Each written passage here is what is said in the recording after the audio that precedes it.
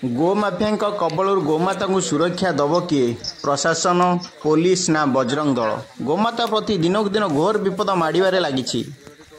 ପୁଣି ଥରେ ଏଭଳି ଏକ ଅଭାବନୀୟ ଘଟଣା ଦେଖିବାକୁ ମିଳିଛି ଯାଜପୁର ଜିଲ୍ଲା ସୁକିନ୍ଦା ବ୍ଲକ ଅନ୍ତର୍ଗତ ରାଜଗୋଲା ଆକାଶିଆ ଜଙ୍ଗଲ ଭିତରେ।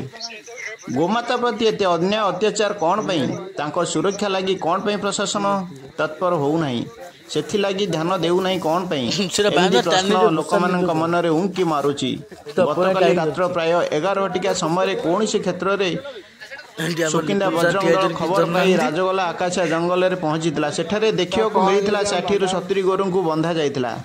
ସେମାନଙ୍କୁ ରାତିରେ ଗାଡ଼ି ଯୋଗେ ଚାଲାଣ କରାଯାଇଥାନ୍ତା। ଗୋରୁମାନଙ୍କୁ ଉଦ୍ଧାର କରି ସୁକିନ୍ଦା ନିକଟସ୍ଥ କେନ୍ଦୁଟିପ୍ ଗୋଶାଳାରେ ଆଣି ଭର୍ତ୍ତି କରିଥିଲେ।